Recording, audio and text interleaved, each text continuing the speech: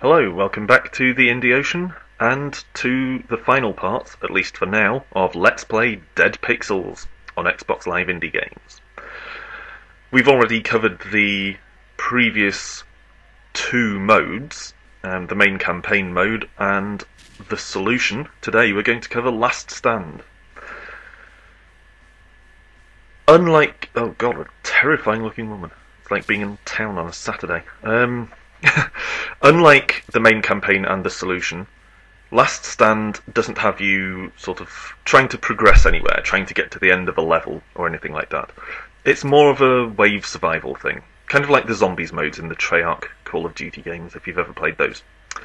As you can see in the poster on the left here, Last Stand stars Tim Hurley and Nate Graves, who are two gentlemen from Xbox Live indie game review website gearfish.com, which I will link from one of those handy colourful annotations somewhere around here.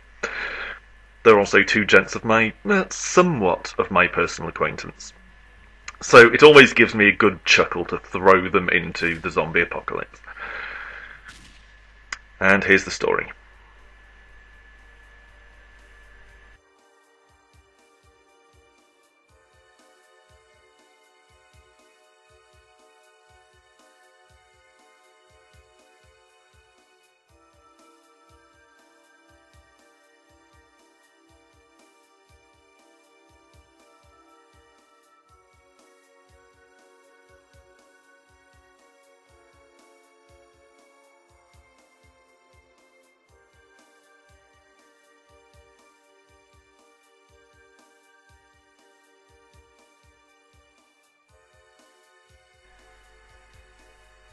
So, that's the plot. What a heroic man, an example to all of us.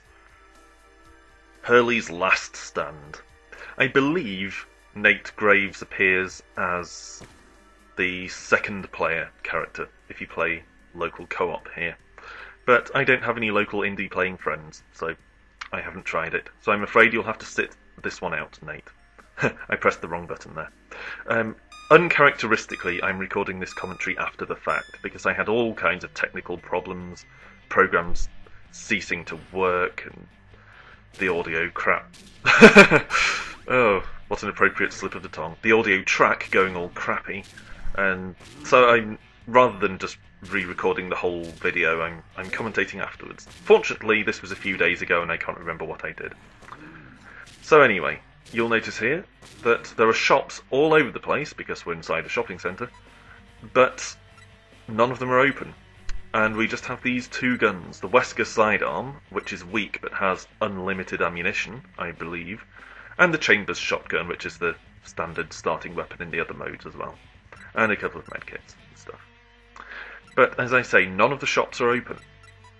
The way this works is, like other zombie survival type games, like zombies in Black Ops and that sort of thing, the zombies come in waves, and between waves you get a short break wherein all the shops open and you can pop into them to not sell anything, because you don't pick up anything except money, but to buy more ammo and buy upgrades like you do in the main campaign. You can see Hurley doesn't have much in the way of health or anything at this point. Obviously, the first wave is pretty quiet. We've got a count at the top right-ish section of the screen telling us how many zombies are left in this wave. First wave's pretty easy. In fact, the first few waves are pretty easy. And I'm not going to play through as far as I can get in this mode, because I don't think it would make for particularly exciting viewing. But I wanted to give you an idea of how it works, how it plays out. So we need to go over here to hunt down the last 3 zombies. Not a big problem. I could be more efficient if I was using the shotgun, but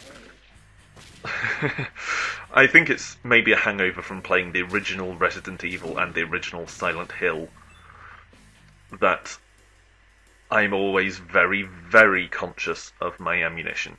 It happened in Fallout 3 as well. I ended up with far, far, far more ammo than I could ever possibly use, just because I was so paranoid about actually expending any.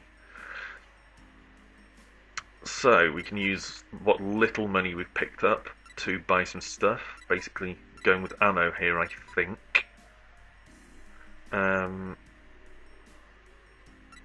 Okay, we have med kits and things as well. Okay, so I bought some medium med kits here, rather than just the small med kits we started out with, because they don't heal all that much, really. She doesn't want anything, which makes sense because you can't pick anything up. I was just curious, hence I looked at that. Max health, let's buy that, because that's arguably the most important upgrade. Personally, I would say, particularly in this mode, health upgrades and damage upgrades are the most important. Just my opinion, but that's my feeling on the matter. Bought some shotgun shells there as well, and now we just wait for the countdown until the next wave. Okay. Here we go, once more. So you can see how it works, pretty much. It's quite simple, and it doesn't have as much to say about it as the other modes. So, I'm going to leave it there. Don't want to drag this on all night.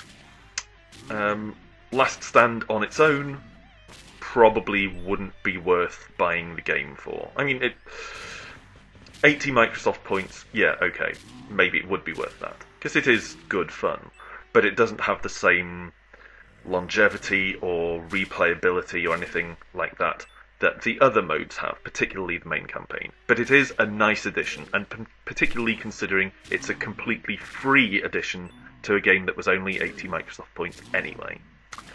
So anyway, this is Last Stand, and that wraps it up for Dead Pixels, unless I decide to have another attempt at the solution one day.